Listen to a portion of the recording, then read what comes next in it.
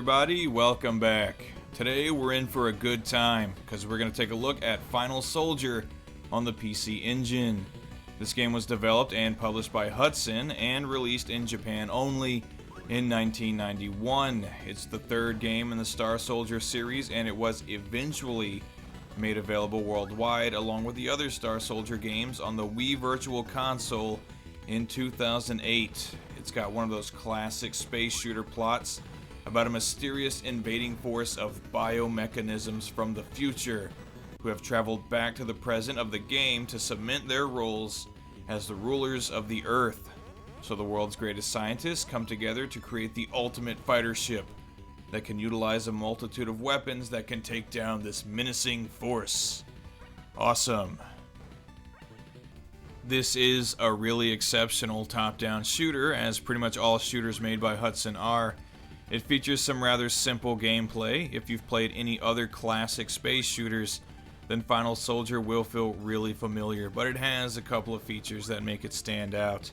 I really like the power-up system. There are a number of different colored power-ups to collect, and each color grants you a different weapon, and aside from your standard Vulcan shot, you can actually change the weapons up a bit in the options menu, which is great. It offers you quite a bit of variety. Most of the weapons are more useful in certain areas than they are in others, but I usually tend to stick to the basic Vulcan anyway. I find it to be the best overall. Also, your weapon's power level serves as your health indicator. So when you take a hit, your power goes down a level, and if you're hit while at your starting power level, you die. But collecting more power-ups grants you more health.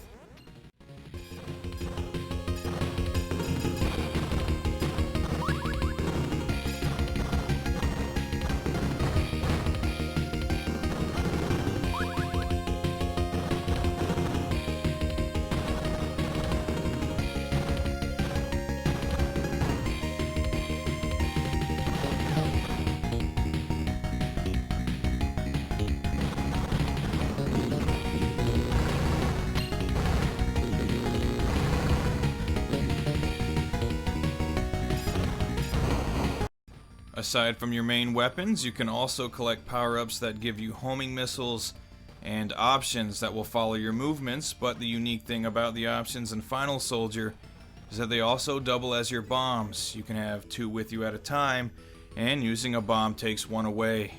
This is a challenging game, but not unbeatable. It's actually quite reasonable, especially when compared to games like Gradius, for example, or even some of the more modern bullet hell shooters.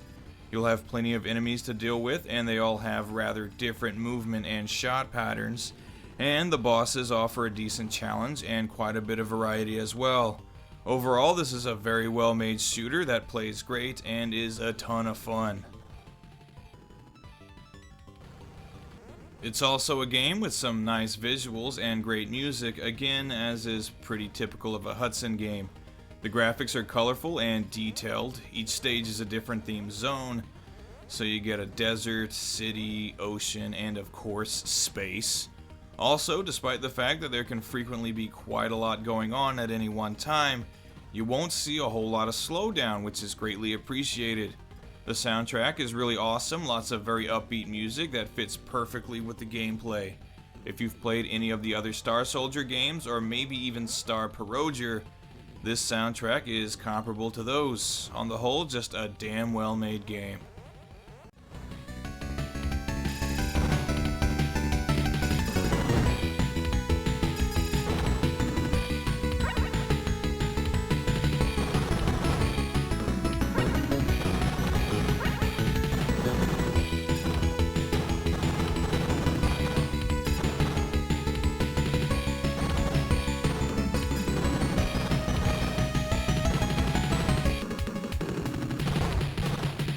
So this is a great game that I highly recommend to shooter fans, and especially to fans of classic shooters and or the other games in the Star Soldier series. If you want a copy for the PC Engine, it'll run you anywhere from $30 to $45 usually.